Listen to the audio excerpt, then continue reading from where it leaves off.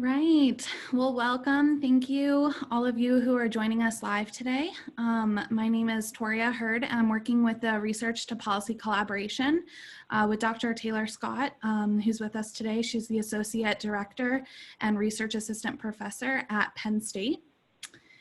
Together, the RPC team works to identify legislators' current policy priorities and engage researchers in rapid responses aligned with policymakers' goals. Yep, thanks everyone for joining. We're really excited to do this in response to COVID-19. We're pioneering this virtual panel and hoping to make this a series that is tailored to state and federal legislative audiences. In doing that, we'll bring together researchers with extensive experiences on topics to discuss important policy issues that's related to the pandemic response. And so I want to first start with a quick poll just to see where people are coming from today. And I guess, Toria, you want to go ahead and introduce the panel while people are responding? Yeah, definitely. So we have a great list of people joining us here today for this conversation. So first I want to introduce Dr. Dara Magani. She is a licensed psychologist in California and an assistant professor in the clinical psychology PsyD program at the University of San Francisco.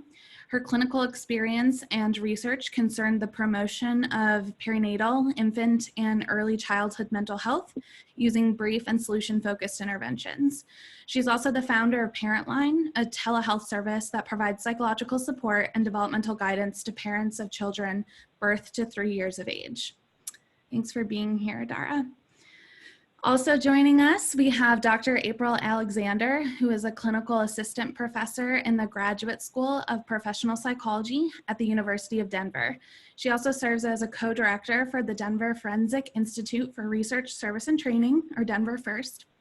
Dr. Alexander's research and clinical work centers around violence and victimization, human sexuality, and trauma-informed and culturally informed practice. She's also a faculty affiliate with the Scrivener Institute for Public Policy. And last but not least, we have Shelley Wiseman joining us. She holds a JD and is the Associate Director of the Addiction and Public Policy Initiative at the O'Neill Institute for National and Global Health Law and an adjunct professor of law at Georgetown University Law Center. She works on a project portfolio focused on the opioid crisis, public health approaches to drug policies, and how law can promote access to treatment and support recovery. Before joining Georgetown, Ms. Wiseman served as the Assistant Secretary for Mental Hygiene in the Office of Governor Andrew Cuomo of New York, where she oversaw policy and operations related to addiction, mental health, and developmental disabilities. Thank you all for being here today. We really appreciate you joining us for this important and timely discussion. Awesome. Thanks, Toria, and thanks all panelists for joining us. It looks like a large percentage of our audience today is from the Northeast. We also have significant representation in the West, and just really excited to have everyone here today. I do want to start with a couple of housekeeping notes before we jump into the discussion. We really want this to be a productive opportunity for legislative officers and staffers to work with researchers or give us guidance as researchers on the kinds of questions that policymakers are contending with. So we want to encourage respectful audience participation through the Q&A feature of the event, as well as the polls that will be provided throughout. So please note that the Research to Policy Collaboration is a nonpartisan and independent entity. We emphasize the use of empirical evidence in policymaking, and as such, we're not equipped to discuss political questions or things that are irrelevant to the focus of the panel. We expect that participants will be respectful of one another and of the panelists. If anyone posts disrespectful or abusive comments, they may be subject to removal from the event. Use thumbs up under your Q&A menu. If you look at the Zoom menu at the bottom, there's a Q&A section. That's how you submit your questions, and you can thumbs up other people's questions. We'll prioritize the ones that are popular, and if your question is marked red or as answered because it's similar to someone else's, and you feel that we've missed an important element, please add another question that elaborates or clarifies any further questions about something that we missed. So now let's get started with another poll question about what you're most interested in. So the next question is, if you had to pick your top interest area, what would it be? Service access, social support mechanisms, service providers or frontline workers, supports for parents or family functioning, or other sort of descriptive changes in family functioning or dynamics. And while people are responding, Toria, you want to get us started on just sort of the overview of what we'll do today? Yeah, so as we know, the coronavirus has forced many families to make significant changes in their daily lives, and a lot of these changes are limiting access to important resources that are used to strengthen family functioning and well-being. And so we're really hoping that this dialogue today is going to shed some light on the consequences of social distancing, particularly expected increases in domestic violence, substance use, and mental illness, and also provide a space for researchers to discuss these implications and creative alternatives for intervention. Great. I'm really excited about this discussion and what it seems people are most interested in. You guys have varied interest areas, but the frontline workers and how this might change patterns of service access or things that can be done to support parents and family functioning. We'll do a little bit of descriptive about the changes in family dynamics, but thinking much more on the service implications seems to be where people are most interested. One of the things that I've been thinking about in terms of the implications for these issue areas is that we've seen in the latest news our transition out of social distancing is likely to occur in phases. So hopefully the types of questions that we can kind of play around with today are involving things of like, what can we do now while social distancing? How can we operate in phases? And what sorts of things can we do to prevent or mitigate the worsening of the issues that threaten the safety and wellness of individuals beyond the direct effects of viral infection? And so yeah, Toria, do you want to go get us started with some discussion and we'll jump right in? Yeah, absolutely. I'm excited to see your interest areas. That definitely helps us understand who we're talking to today, and hopefully we'll be able to shed light on some of those areas. And so we'll just go ahead and dive right in. I will address this to any of our three researchers here, but maybe you all could comment on some of the current ways that we address substance use, mental health, and domestic violence issues. How are those ways being affected by social distancing, and what can we do to kind of adapt in the meantime?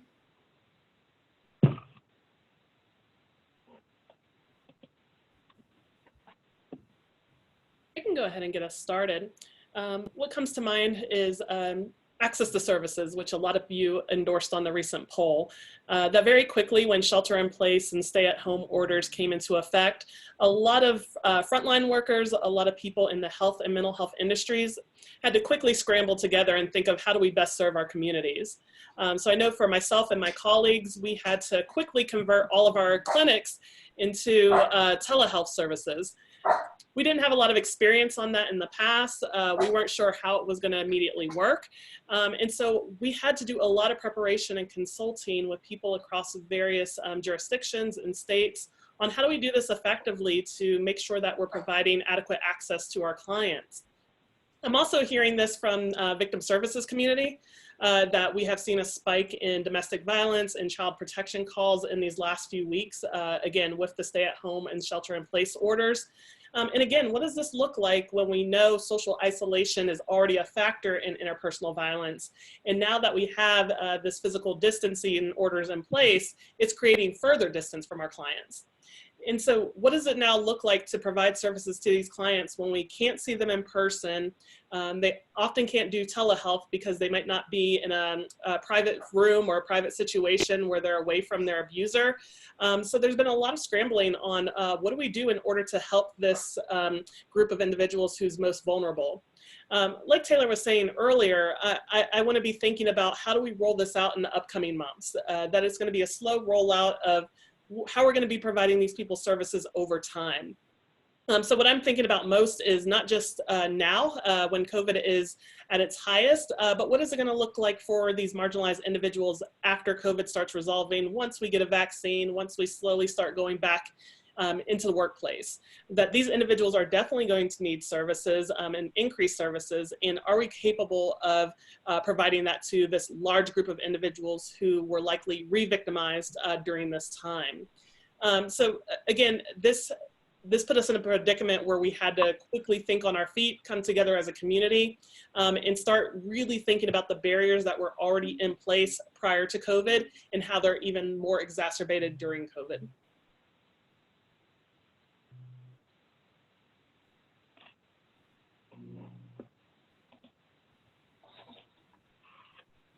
Yeah, I can piggyback on some of that. So, just like challenges with interpersonal violence, substance use disorders, and mental health conditions can really be exacerbated by social isolation, by stressors like loss of income, a loss of a job, worrying about family members, and just, the kind of energy that's going on out there and this shift that we're all having to figure out.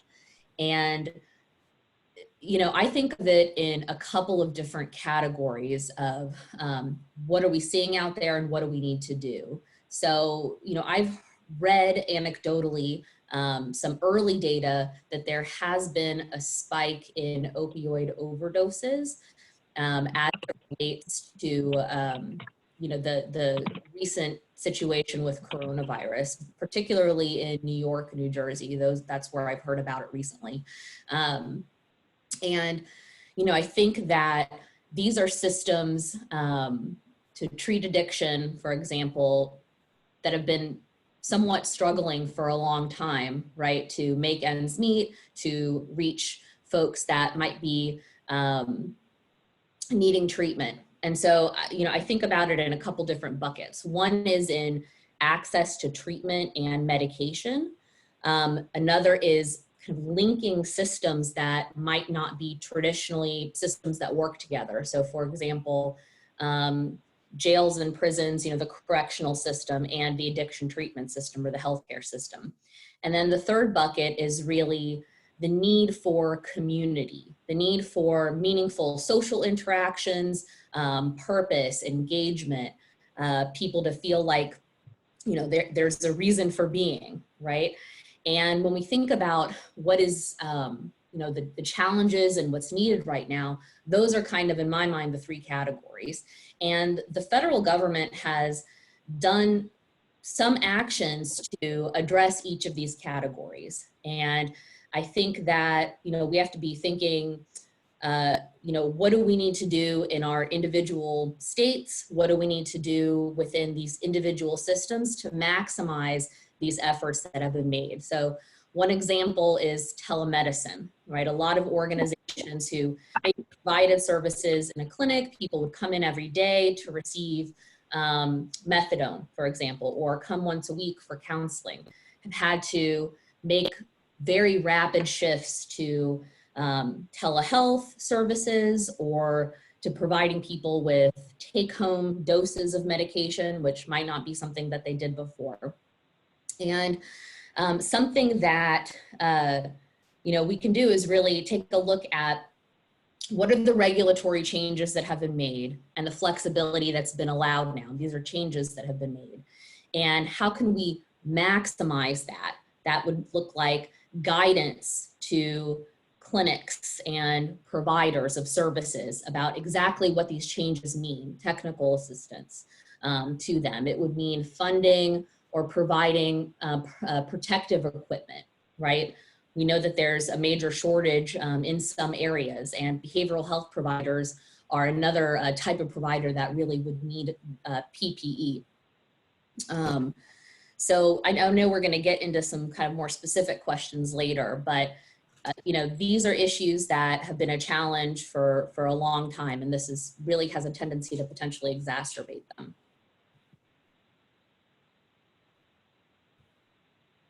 Right, and I would just echo this idea of integrating systems of care, particularly when we consider how to best support families, and particularly families that are experiencing a peak or a heightened kind of lack of security and safety in their homes. And so there is, you know, still a very big gap between primary care and mental health care, and I think we're working you know, in different ways to kind of integrate those two systems. But this is a crisis that I think could really help bring those systems together kind of out of necessity. What we do know is that, you know, although most, for example, well child check visits are being put off or postponed, that's not necessarily the case in all states for infants who are younger than 15 months. I think this could be a really interesting way to include a mental health care provider or a case manager who could do some very discrete assessment for, let's say, mothers who are coming in with their babies. And we're actually, I know that pediatricians are asking families to limit the number of caregivers who come in with their child. And so in some ways putting in some safeties so that, you know, in the case where there might be an abusive partner who doesn't allow the other parent to be alone, right, or to have kind of a time where they can be in a private space, it could be, you know, couched in a well child check visit or some other type of visit that needs to happen during this time where the parent has an opportunity to actually leave the home. Similarly, we're seeing in some women's shelters here in San Francisco, and I imagine in other cities as well, there's a lot of contactless pickup of supplies, such as diapers and formula. And so that could be another opportunity to have a mental health care worker do a very discreet assessment of someone coming in, you know, maybe leave some sort of indication that, you know, I need more help. I don't have the solutions, but I think we do need to get a little creative about how to increase that access to care and feelings of security and safety in families where the violence is starting to ramp up. And one more other addition to that is thinking about how to provide the financial resources to the families, you know, which we know when in times like this where people are unemployed, are in the home just more often around children and partners that they have taken out their stress and their anxiety on before. How can we support those individuals, even the perpetrators, because their levels of stress are going to be heightened at this time, and oftentimes that is due to financial limitations and lack of resources. So I think those are all ways that we can kind of think about how to make some impact, given that it's very hard to reach these populations at this time. I'm glad you mentioned creative, because I think that that's sort of where my mind keeps going in some circles, is that we have these resources that were in place before the crisis, and now we're sort of trying to provide support at a social distance. So that kind of necessitates creativity, right? And what sort of resources are we able to sort of re-envision, so to speak, to combat the sorts of consequences? The latest examples that I've seen include things like using dentist's office for forensic sexual assault exams, or using pharmacies for victims of violence to go to because some of the shelters are being closed. What sort of things are you guys thinking of? What sort of alternatives are you guys wrestling with? One of the big things I saw in my community, again, located in Denver, Colorado, was concerns around food insecurity for youth, that we know a lot of youth in our communities only get their meals in school for breakfast and lunch. So very quickly, when we had the stay-at-home order, our legislators got together, our school board members got together and said, what can we do to address food insecurity? And so now we have these drive-through kind of pop-up shops for people to go through every day to get breakfast and lunch. Again, that's some of the innovation that we needed at this time, recognizing that food insecurity is targeting a lot of our youth in schools, a lot of our youth of color in schools.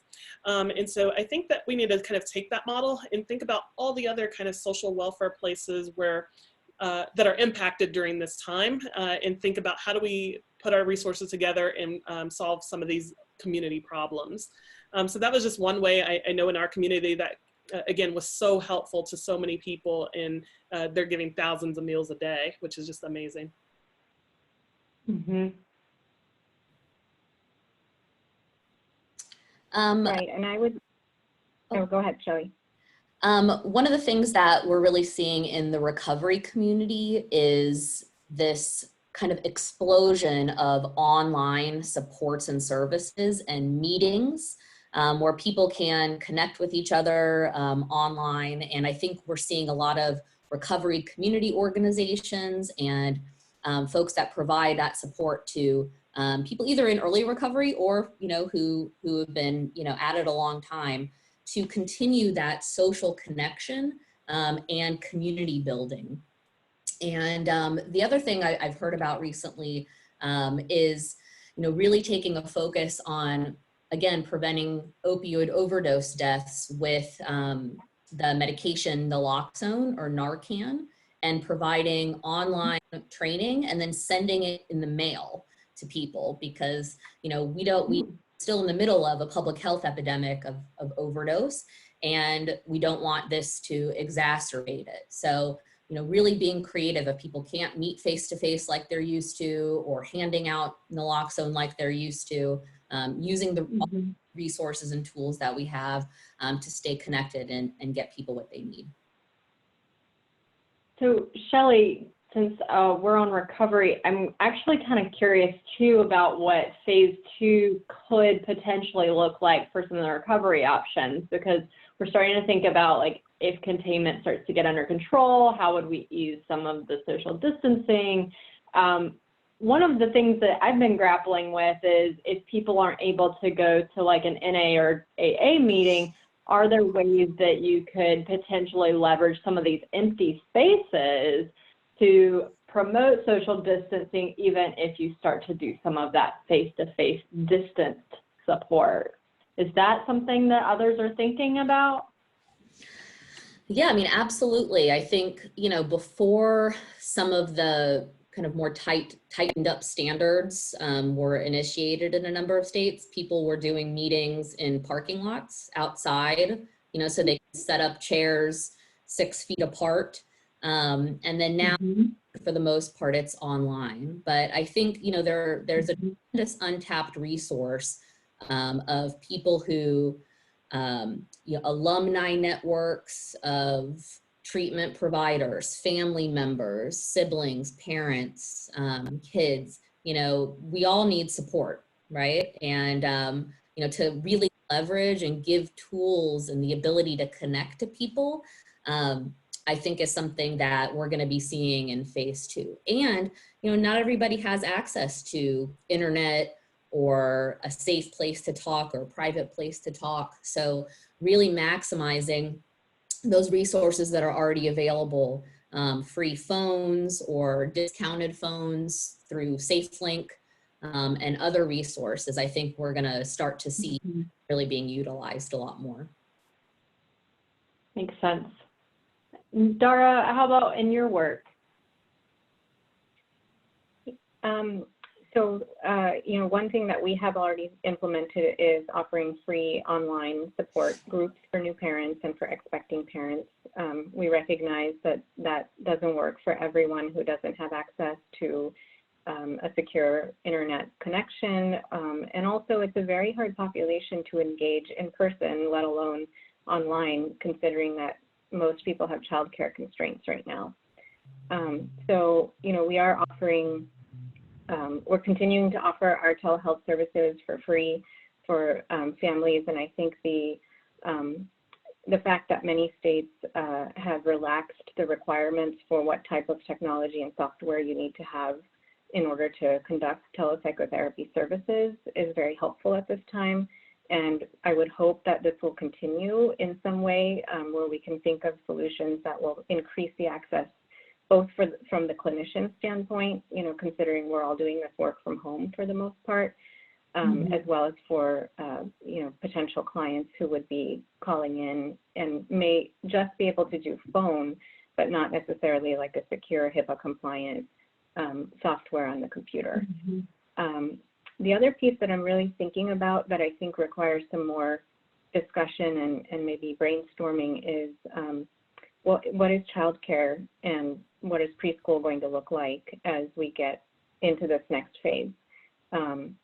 You know, certain daycares continue to stay open. I know that daycare workers can be considered essential workers, and yet there are families that are very reluctant to send their children to daycare if they can help it. But we want to keep our community safe, and again, think about how we can both promote the children's well-being by being with each other in some sort of social way, and also offset the burden that it has created on families to try to figure out how to work from home and take care of their children, or maybe even homeschool their children. And so I've been thinking and kind of talking with my colleagues about how could we set up something through an online format, you know, which has already started in some circles, but isn't so much of school as it is channeling the daycare workers that we have and providing kind of childcare online, which of course means a little more screen time for children, but it can free up parents to do a few things and also feel like, you know, they're doing it with maybe a trusted caregiver or someone that their child actually recognizes. Because I think that there are lots of resources that are becoming available and are being made available for free. But we know that for young children, they're not going to engage, especially on a computer, with somebody they don't know from having met them in person. And so I think it'll be interesting to try to get creative with kind of utilizing the relationships that they've already formed on the ground and bringing them in some form online or on the screen, both to kind of allow this kind of an easier transition back in. Especially because development's happening for young children as this whole crisis is underway, and so there will be some children who will require much more kind of hand-holding in that transition back, because there are going to be, you know, kind of peaks of separation anxiety or fear about where am I being dropped off, and so I think we need to think about that in addition to supporting parents as well. That makes a lot of sense. That's actually addressing one of the kind of questions that's been lingering for me as well, is how can we leverage early childhood providers as a resource in all of this. That's a really interesting idea. Thanks for sharing. I wanted to do one last poll question with the audience before we move into the next step or the next direction of our segment today. If we can pull that poll question up. It's what service mechanisms or support services are most interesting to you? So while people are responding to that poll question, let's just take 5 more minutes to wrap up this particular area and maybe thinking a little bit more about are these opportunities to really change our treatment approaches in the future for the better? And Daria, I think you kind of tapped on that too. Daria and I have previously worked on telehealth in terms of improving access to, for example, rural communities. What are we learning, and could this change our future? Should we be wary about anything that might be a subpar or substandard, or is this really kind of the future of treatment in general? If I could interject one thing too, I think like it's been awesome to see the transition to online while we're physically distant, but I wonder how helpful or how genuine social connection can be on an online platform. And so maybe you could speak to that too, of if this is a long-term solution too, what is the difference between social connection in person versus online? Mm-hmm. Absolutely. I'll kind of jump in here because this is kind of an area of research for me. And we know that in studies that have been done with patient satisfaction related to telehealth, that it's comparable to in-person services.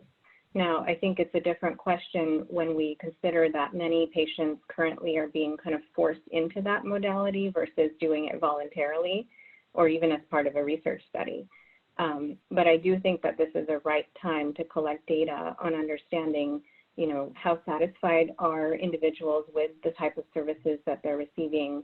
And in our world, with parents, I know, again, they can be hard to engage online because they're so busy at home, juggling lots of different demands. But there seems to be a general sense of gratitude that they have this opportunity to connect with a therapist and ask questions or just kind of vent online because they're feeling frustrated. And so at this point, I think it's hard to gauge whether they're really achieving kind of a deep social connection, to answer your question, Toria, because I think we're in a crisis.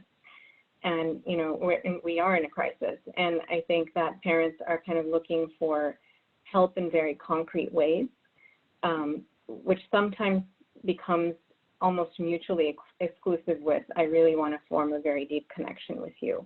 Oftentimes when we get questions lately, it's like, what do I do? My child isn't sleeping. Tell me what to do.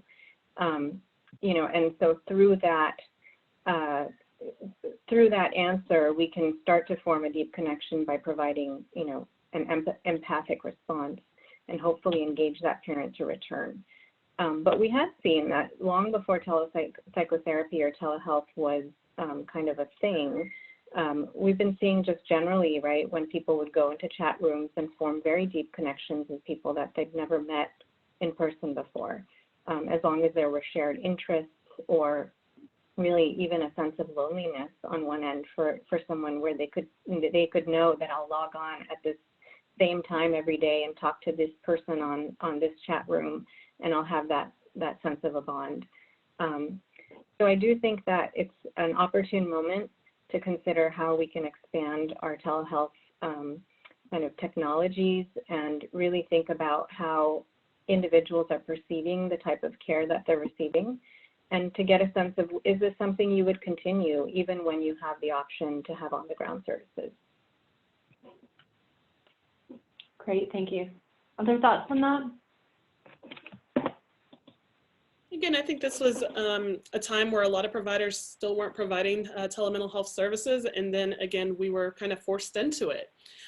You know, for us at the clinics I work at, we were talking about, oh, one day we'd love to do telemental health in order to expand our services, to reach out to some of the rural communities in Colorado.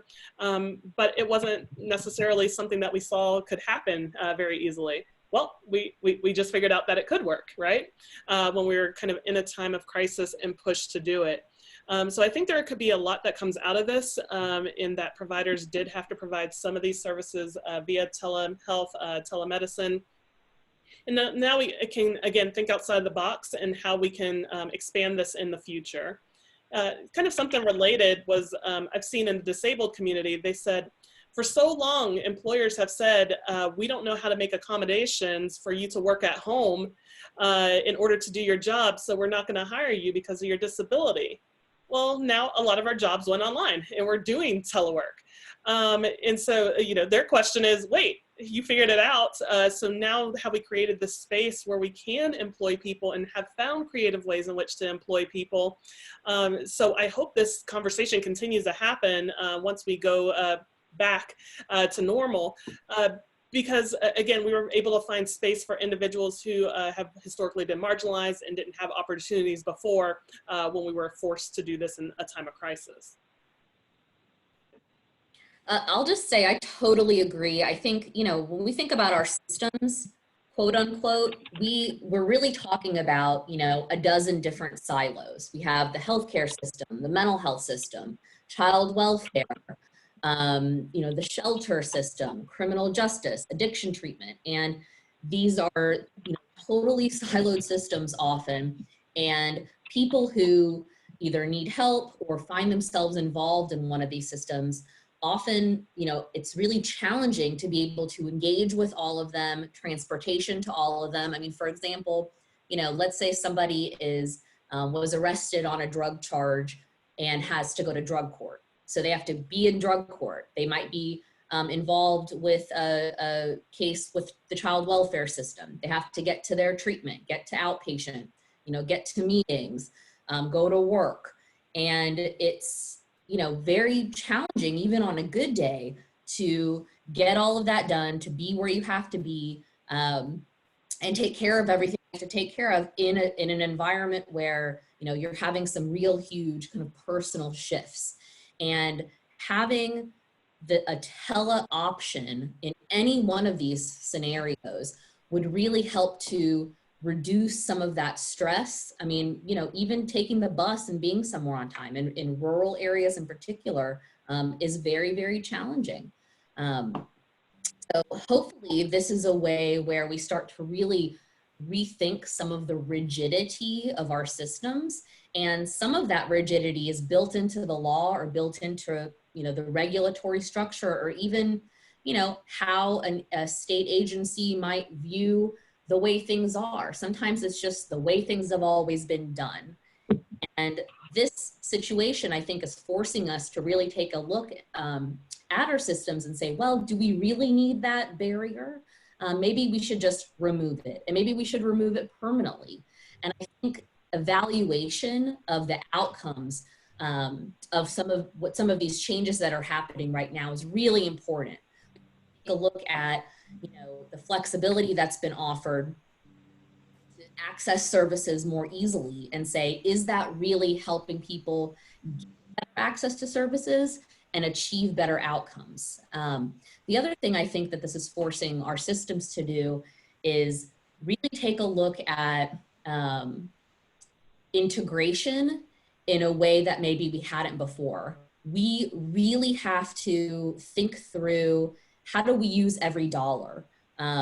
States and providers in those states are facing some challenges with this you know, economic kind of slowdown. There's not going to be as much money coming in, and we really have to use every dollar wisely and mindfully, instead of kind of doing the same thing in 10 different systems. We can think, how do we be more efficient about using these dollars and really working together outside of our silos? Like, one great example, I think, is right now you're seeing a lot of states and local governments who are releasing people from jail, right? Because jails are potentially places where coronavirus can spread.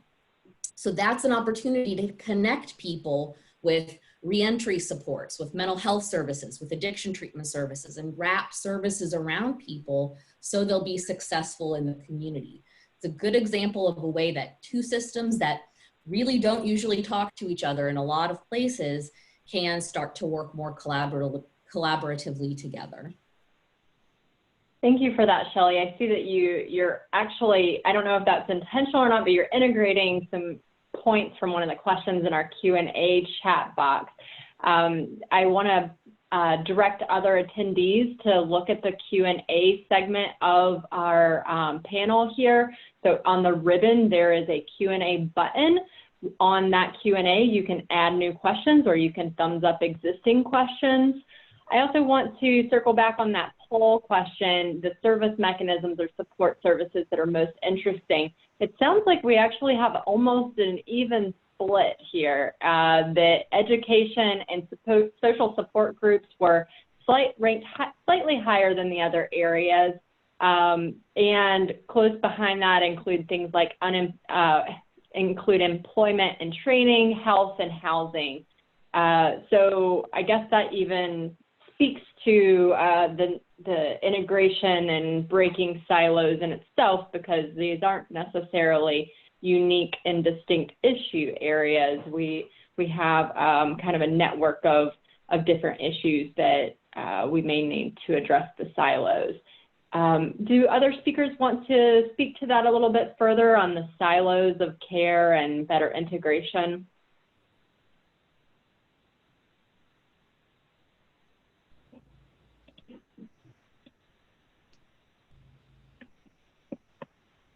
I'll kind of answer that related to also the service mechanism question here. I think, you know, again, coming from a training and education background as well, you know, I work in a clinical psychology doctoral program, but we're housed within a school of nursing and health professions, which is kind of a very unique place to live. Our students get exposure to other health professions, including, you know, nurse practitioners to be, those who are going to be in nursing leadership positions. We have public health programs, and ideally, you know, these students are getting to interface with one another during their training so that they can understand how to work alongside these professionals and kind of cross over the barriers that silos have created. And so I think one of the limitations that we haven't kind of clearly articulated right now is the provider end of being, again, reluctant to offer maybe a new technology that they're not familiar with yet, or don't feel confident in, not quite knowing how to interface, you know, as for example, a mental health professional with someone in the public health world, right? And so this is another time that's really testing at least our system within our microcosm, our university setting, to get faculty to really think about how can we make sure that our students are understanding, you know, that this is exactly the type of situation where we would want them to be able to go out in the workforce and say, okay, I know I'm a psychologist, but I'm going to go and talk to this nurse or talk to this pediatrician about what's going on with this family, and we're going to work together to figure out a way to best support that family, regardless of kind of who's delivering that care. I think what complicates things is the way that our, you know, billing systems are set up, and that oftentimes creates kind of these barriers for providers who are interested in breaking down those barriers, but don't really have a way to do it. And so I think that's where looking to, you know, state and federal governments can be helpful to understand, you know, what mechanisms can we kind of change, maybe not throw away entirely, but how can we change the existing ways in which, you know, services are being built, for example, by providers, so that they can be encouraged to work with one another rather than thinking, you know, this is my patient for this one particular issue, and then I'm going to refer them to this mental health professional for that particular issue. And so both from a training and education standpoint, I think this is a great example to our students about what they should be prepared for going out into the workforce, but also kind of a lesson that we're learning in terms of even when you have the intention to break down silos and integrate systems, sometimes we're not quite prepared for that. And it requires, you know, a bigger collaboration. Great, thank you. I see we got one question about a list of existing websites or kind of how people can access mental health hotlines for constituent use. I think we could certainly send some resources around, and we can follow up on that after the event and email some resources like that, if that could be helpful.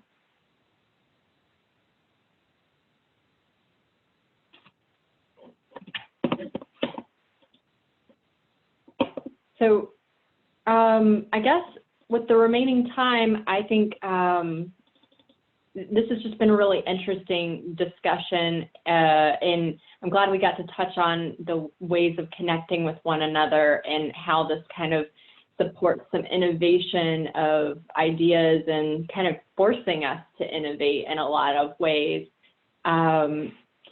Are there any remaining thoughts that you guys have in terms of sort of reducing barriers to accessing those resources, especially whenever issues can be stigmatized, things like in the areas of violence, substance use, or mental health treatment, stigmatization can even come within your own household. So if a lot of these supports are tele-supports, Are there suggestions that you guys have?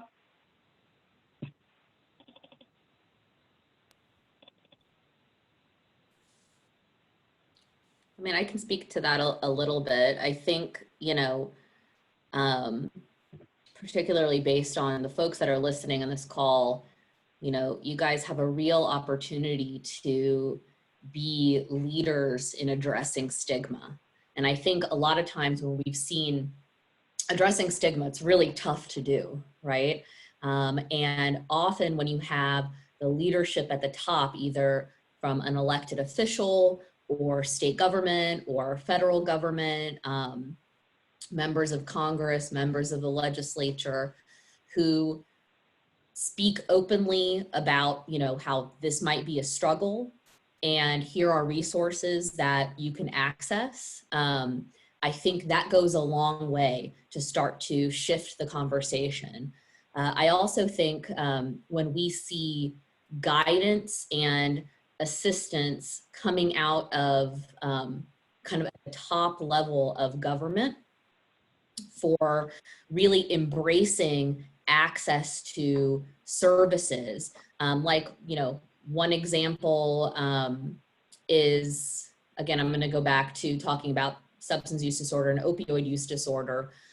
So in accessing methadone at opioid treatment programs. So methadone is an evidence-based medication to treat opioid use disorder. But people have to go to a clinic often every single day to get access to it. And one of the relaxed regulations in light of COVID is allowing these clinics to give people larger kind of take-home doses of medication, so they don't have to come every day and interface with the public every day, and with the staff at the clinic doesn't have to interface with as many people every day.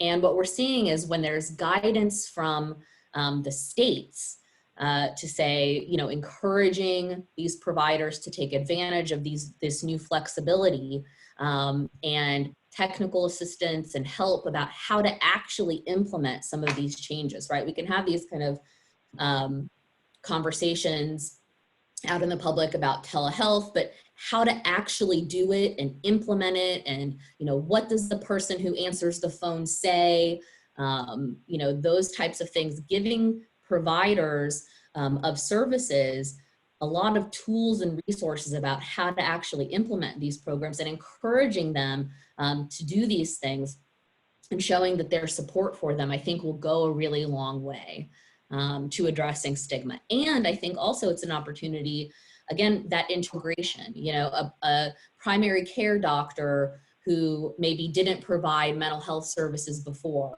because that's just, you know, maybe wasn't what they did in their practice, to partner with a therapist or a mental health provider, a psychologist, a psychiatrist, to be able to, you know, provide holistic care so people don't have to kind of jump around to different providers trying to figure out where to get help.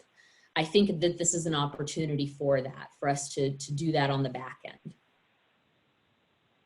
Great.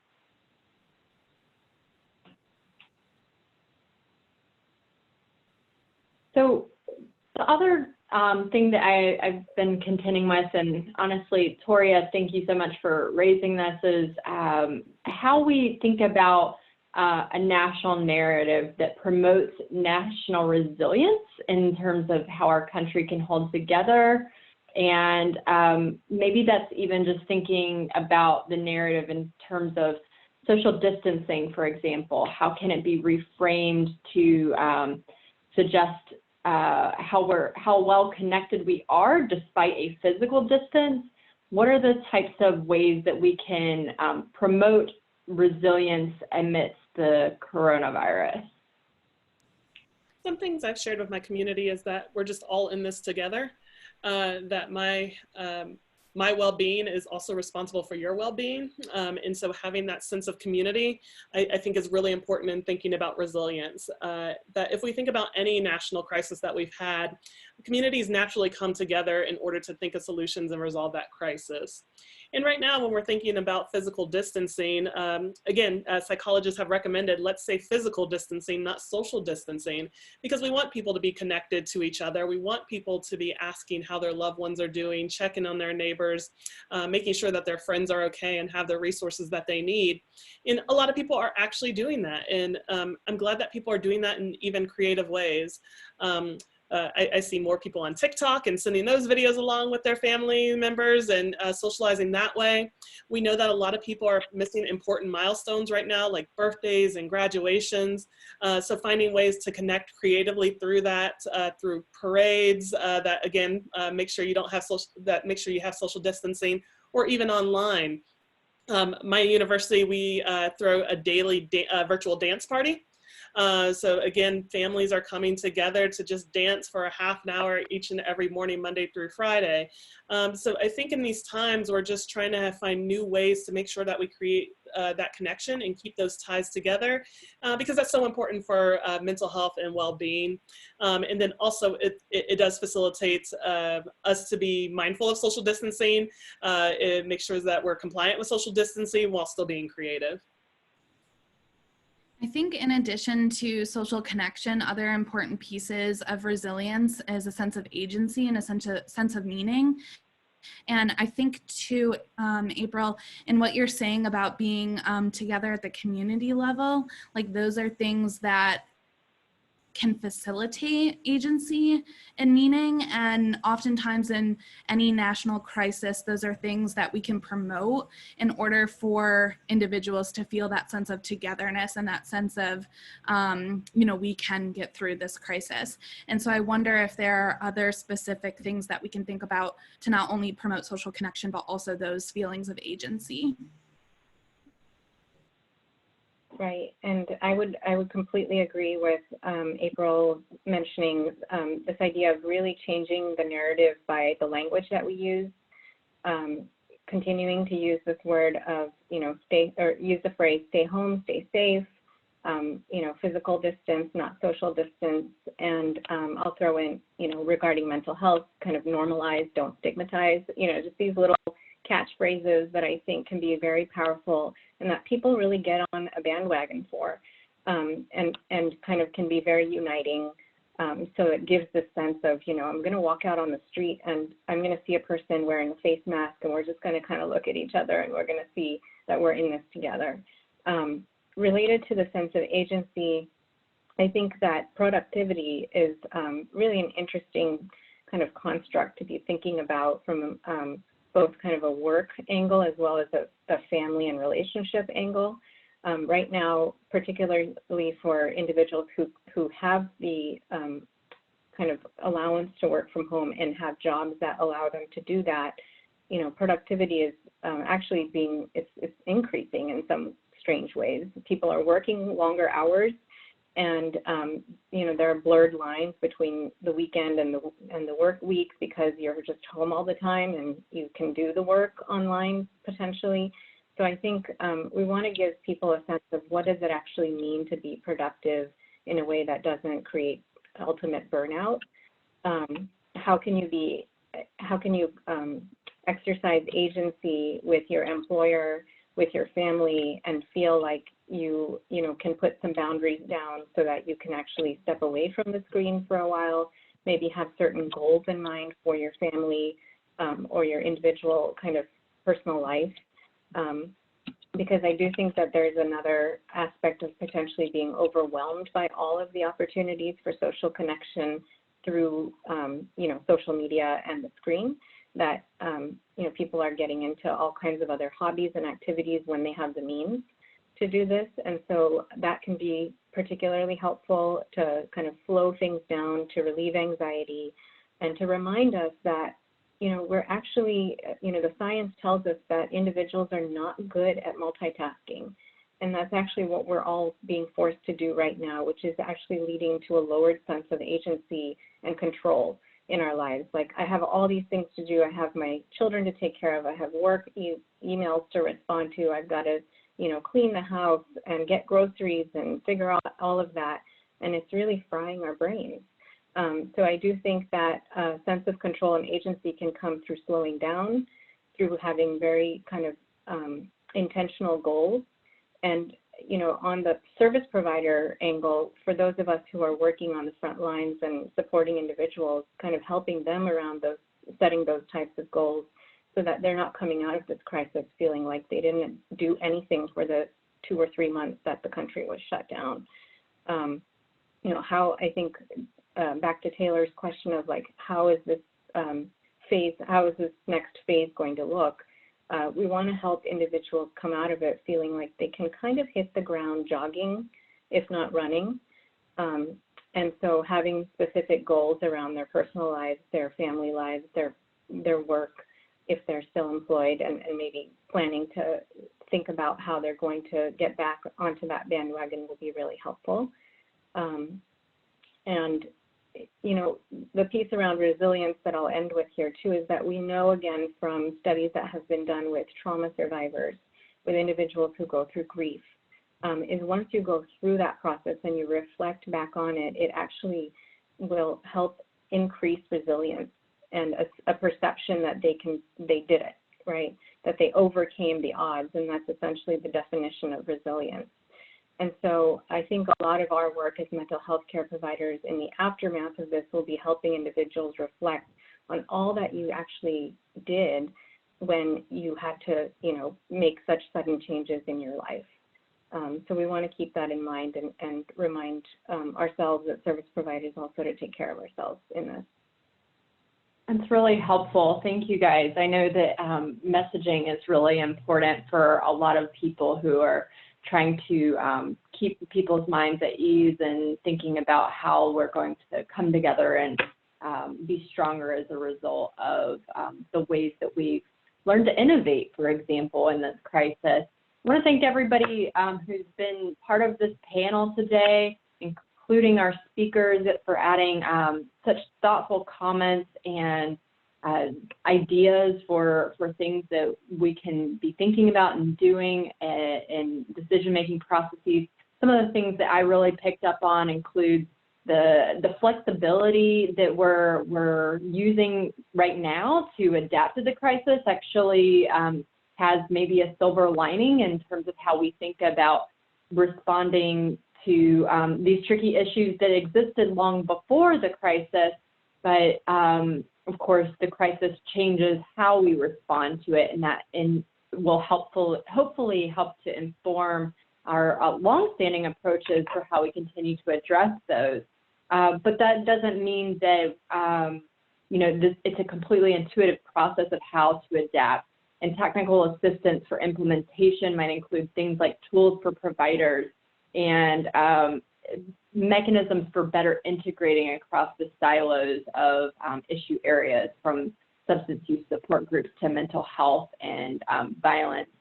And that really fits with this message of how we come together as a society to improve our circumstances and work together, and how we can be stronger together. So I just want to thank everyone so much for all the things that you've added today, and we thank our attendees for your active listening and thoughtful comments.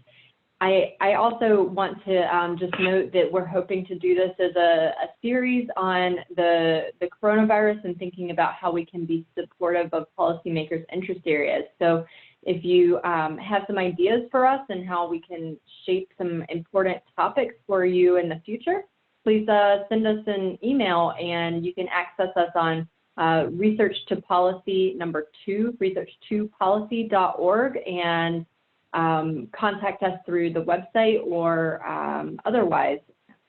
Please let me know what's on your mind, and we'll try and respond to that in ways that are helpful. We'll also send the attendees some information about those resources that you can access on Helpline. Thanks again, and I hope everyone has a good rest of your day.